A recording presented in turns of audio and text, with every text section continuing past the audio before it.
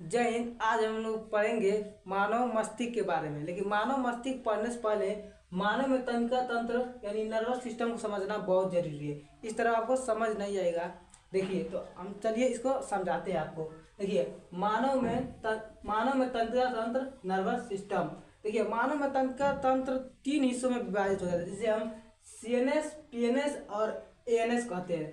देखिए, सीएनएस के अंतर्गत दो चीज आते हैं, मानव मस्तिष्क, ब्रेन, मेरुरज्जु, स्पाइनल कॉर्ड। तो हम इस वीडियो में मानव मस्तिष्क और स्पाइनल कॉर्ड समझेंगे।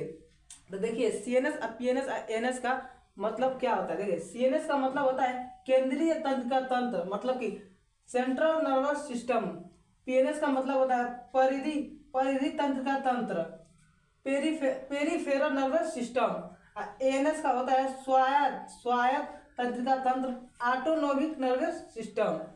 ठीक है, देखिए आप मानव में तंत्रिका तंत्र समझ गए होंगे। तो चलिए अब हम आपको मानव मस्तिष्क और मेरुदंड मतलब सीएनएस के बारे में समझाते हैं। ये क्या होता है, इसके अंतर्गत मानव मस्तिष्क और मेरुरज्जु को आपको समझाते हैं। तो देखिए, मानव मस्तिष्क के कुछ पॉइंट हैं जो हम आपको बता रहे हैं। देखिए, मानव मस्तिष्क का वजन 1400 इसका वजन होता है। देखिए, मानव मस्तिष्क का वजन 1400 ग्राम होता है तथा पुरुषों के मस्तिष्क का औसत वजन 1450 ग्राम कितना होता है, 1450 ग्राम एवं महिलाओं में 1350 ग्राम होता है। मतलब देखिए, मानव का जो औसत वजन होता है वो 1400 होता है, लेकिन पुरुषों में 1450 ग्राम और महिलाओं में 1350 ग्राम। पुरुषों में 1450 ग्राम इसलिए हो जाता है क्योंकि कुछ समान होती है जो पाई जाती है, इसके वजह से 50 ग्राम एक्स्ट्रा हो जाता है। तो देखिए, अब हम दूसरा समझते हैं, दूसरा पॉइंट। देखिए, मानव मस्तिष्क का वजन शरीर के वजन से 2% होता है। मतलब मानव मस्तिष्क का वजन शरीर का वजन जो होता है उससे 2% का होता है। अब तीसरा पॉइंट, मानव शरीर का मुख्य समन्वय केंद्र होता है। मतलब मानव मस्तिष्क का मुख्य समन्वय केंद्र मतलब यही सारी चीज कंट्रोल करता है। ठीक है, अब हम समझते हैं चौथा पॉइंट। मस्तिष्क के चारों तरफ एक आवरण से घिरा होता है। मतलब मस्तिष्क के चारों तरफ एक आवरण से घिरा होता है, जिसे हम मिनिंजेस कहा जाता है, जिसे हम मिनिंजेस कहते हैं। कभी कभी मिनिंजेस में संक्रमण हो जाने पर अत्यधिक तेज बुखार तथा सिर दर्द की शिकायत होती है, जिसे हम मिनिंजाइटिस रोग कहा जाता है। मतलब कभी कभी क्या होता है, जो मिनिंजेस होता है, जो घिरा रहता है झिल्ली, उसमें संक्रमण के कारण क्या होता है, सिर दर्द होने लगता है और तेज बुखार होने लगता है, जिस रोग का नाम है मिनिंजाइटिस, उस रोग का नाम है। तो देखिए, अब समझते हैं छठवां पॉइंट। अब हम लोग समझते हैं छठवां पॉइंट। यह कपाल के क्रेनियम हड्डी द्वारा सुरक्षित रहती है। हाँ, यह कपाल के क्रेनियम हड्डी द्वारा सुरक्षित रहती है, क्योंकि अगर आपको कोई मार दे कपाल में और क्रेनियम हड्डी नहीं रहती तो तुरंत आपकी मृत्यु हो जाती है। तो ये क्रेनियम हड्डी ये बहुत महत्वपूर्ण है।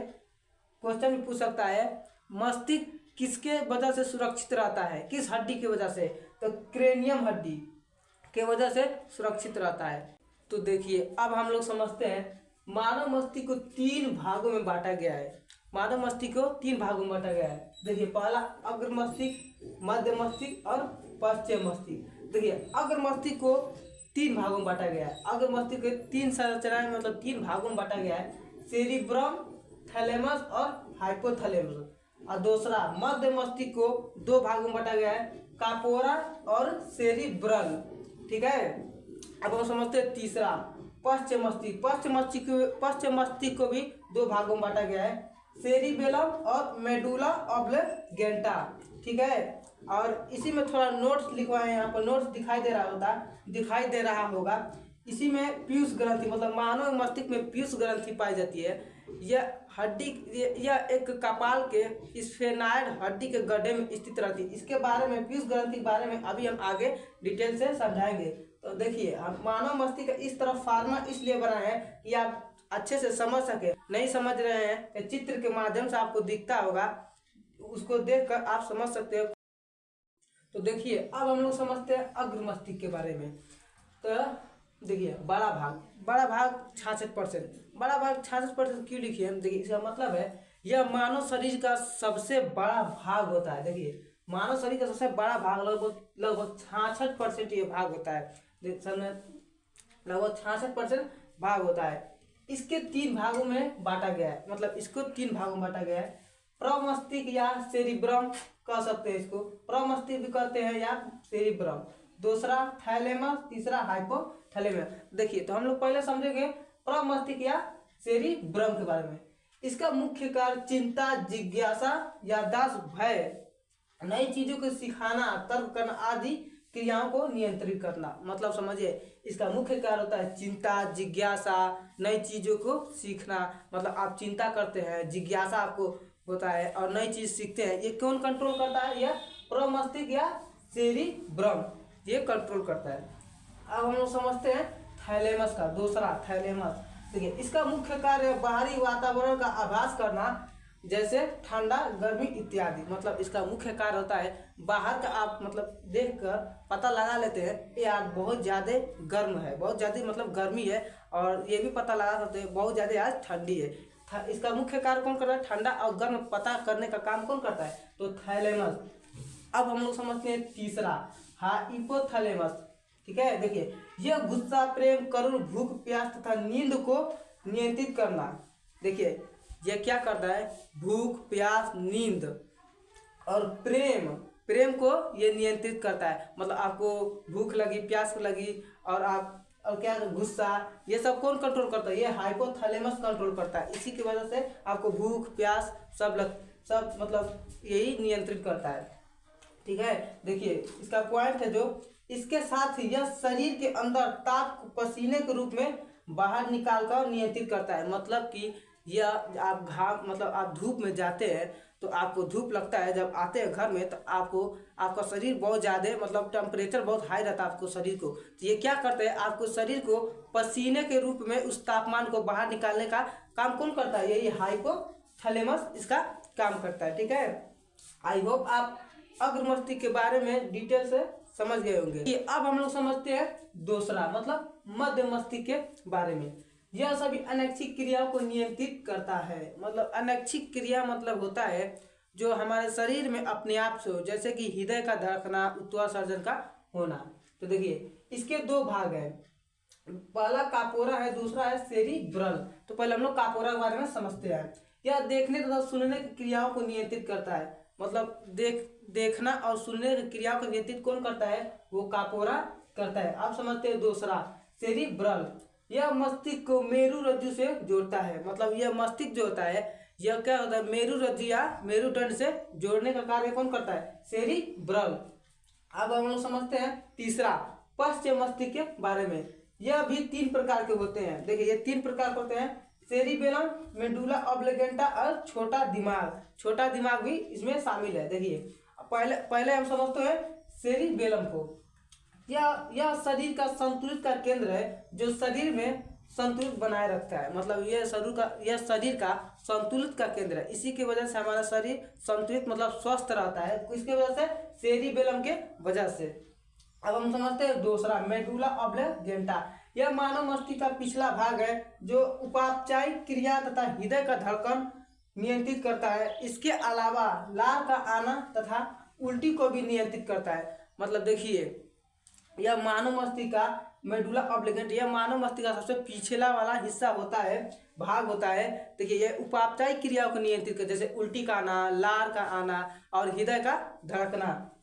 अब हम लोग तीसरा समझते हैं छोटा दिमाग। छोटा दिमाग क्या होता है? यह पश्च मस्तिष्क का सबसे निचले वाला हिस्सा होता है। मतलब छोटा दिमाग पश्च मस्तिष्क का सबसे नीचे मतलब नीचे वाला यह हिस्सा होता है, छोटा दिमाग। आई होप आपको मानव मस्तिष्क के बारे में समझ में आ गया होगा। हम यहाँ पे नोट लिखवाए, नोट इसलिए लिखा है पीयूष ग्रंथि। नोट पीयूष ग्रंथि इसलिए, नोट और पीयूष ग्रंथि इसलिए लिखवाए हैं क्योंकि मानव मस्तिष्क में ये पीयूष ग्रंथि पाई जाती है। तो सोचे इसको भी बता दें। हालांकि हम ग्रंथि के बारे में डिटेल से वीडियो बनाएंगे, कौन ग्रंथि कहाँ पर स्थित रहती है, उनका कार्य क्या होता है। तो छोड़िए इन बातों को, अब हम लोग समझते हैं पीयूष ग्रंथि के बारे में। मानव मस्तिष्क में पाए जाने वाली मटर के दाने के समान, मतलब देखिए मानव मस्तिष्क में पाए जाने वाली मटर के दाने, मतलब मटर के दाने जैसी इसकी संरचना होती है, ग्रंथि होती है, जिसे हम मास्टर ग्रंथि भी कहते हैं, क्योंकि यह शरीर में उपस्थित सभी ग्रंथियों को नियंत्रित करती है। मतलब कि इसे मास्टर ग्रंथि भी कहा जाता है, क्योंकि ये शरीर में जितनी भी ग्रंथि होती है वो सभी ग्रंथियों को नियंत्रित मतलब कंट्रोल करने का कार्य कौन करता है? पीयूष ग्रंथि। इसका जो पॉइंट है, जो महत्वपूर्ण है, देखिए यह कपाल के स्फेनाइड हड्डी के एक गड्ढे में स्थित रहता है। मतलब ये कहाँ पर स्थित रहता है? तो स्फेनाइड कंकाल, देखिए कपाल के स्फेनाइड हड्डी के गड्ढे में स्थित रहता है। तो अब हम लोग समझते हैं मानव मस्तिष्क से संबंधित रोग जो महत्वपूर्ण है। देखिए पहला, कोमा क्या होता है? कोमा मतलब क्या होता है? तो मनुष्य बेहोश हो जाता है, वह किसी प्रकार के उद्दीपनों क्रिया नहीं कर पाता है। मतलब मनुष्य बेहोश हो जाता है, मतलब उसको चीनने या पहचानने की क्षमता मतलब उतना नहीं रहती है, असमर्थ हो जाता है चीनने में। अब हम समझते हैं इंसेफिलाइटिस के बारे में। इंसेफिलाइटिस रोग क्या होता है? विषाणु संक्रमण से मस्तिष्क में सूजन होने से बेहोशी, मतलब इंसेफिलाइटिस की वजह से क्या होता है? विषाणु की वजह से क्या होता है? मस्तिष्क में सूजन हो जाता है, जिससे मनुष्य बेहोश हो जाता है। अब हम लोग समझते हैं मिनिंजाइटिस के बारे में। तो मिनिंजाइटिस के बारे में अभी आपको अगर मतलब उसके आगे वाले वीडियो उसके आगे हम आपको बताए हैं, तो यहाँ भी समझ लीजिए। दिमाग में सूजन, मतलब दिमाग में सूजन होने के कारण दिमागी बुखार, सर दर्द की समस्या भी होने लगती है। अब हम लोग समझते हैं मिर्गी। मिर्गी क्या है? तो मिर्गी पेशियों में झटके से गति होने लगती है और मुंह से झाग निकलने लगता है। मतलब पेशियों क्या होने लगती है? झटका देने लगती है और मुंह से झाग, मतलब जो थूक जिसे गाज कहते हैं, वो निकलने लगता है। अब हम लोग समझते हैं सिर दर्द। सिर दर्द क्या है? तो रक्त गाढ़ा हो जाने के कारण सिर दर्द की समस्या आने लगती है। अब डिसलेक्सिया क्या होता है? डिसलेक्सिया क्या होता है? तो लिखी गई भाषा को पढ़ने में असमर्थ, मतलब बच्चा क्या होता है? लिखी गई भाषा को पढ़ नहीं पाता है, थोड़ा हकला कर मतलब पढ़ नहीं पाता है वो। हम सब समझते हैं अल्जाइमर के बारे में। अल्जाइमर क्या है? तो भूलने की बीमारी, मतलब मस्तिष्क से संबंधित भूलने की बीमारी होने लगती है। मतलब अल्जाइमर रोग आपको हो जाएगा तो आप क्या होते हैं? सामान को भूलना स्टार्ट कर देते हैं। ठीक है, आई होप आप लोग मानव मस्तिष्क के बारे में डिटेल में समझ गए होंगे। अब हम लोग समझते हैं मेरुदंड। मेरुदंड यानी मेरु रज्जु के बारे में। देखिए पीयूष ग्रंथि है, आपको इस तरफ समझ में नहीं आ रहा होगा तो इमेज के माध्यम से आपको दिख रहा होगा ये कहाँ पर स्थित रहता है। देखिए मानव में आपको तंत्र हम समझाए थे जो 3 भागों में विभाजित हो गया, CNS, PNS और ANS। तो देखिए हम लोग CNS पढ़े हैं, तो CNS जो है 2 भागों में बढ़ गया, ब्रेन और मेरु रज्जु। तो हम आपको ब्रेन के बारे में पूरा डिटेल से बता दिए। अब बात आती है मेरु रज्जु के बारे में, यानी स्पाइनल कॉर्ड। देखिए इसको समझते हैं। इसके अंतर्गत मेडुला ऑब्लिगेटा से निकलने वाली 900 बंडल को शामिल किया गया है, जो कमर की हड्डी तक फैली होती है। मतलब ये मेडुला, मतलब मानव मस्तिष्क के पिछले भाग से मेडुला ऑब्लिगेटा से निकलने वाली है, जो पूरा कमर तक, पूरी कमर तक ये फैली होती है। ठीक है, दूसरा पॉइंट, यह प्रतिवर्ती क्रिया को नियंत्रित का कार्य करती है। मतलब प्रतिवर्ती क्रिया क्या है? तो अब हम आपको समझाते हैं प्रतिवर्ती क्रिया क्या है।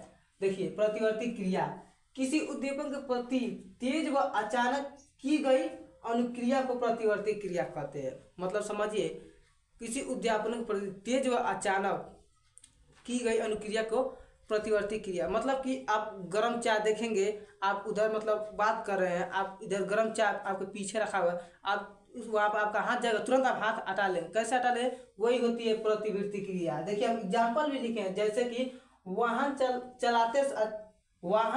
चलाते अचानक सामने किसी व्यक्ति का आ जाना, पर हाथ या पांव द्वारा अचानक ब्रेक का लग जाना। मतलब कि आप बाइक चलाते हैं, ठीक है, आपके सामने कोई बकरी या कुत्ता बिल्ली कुछ भी आ जाए, तुरंत ब्रेक लगाते हैं हाथ पांव से।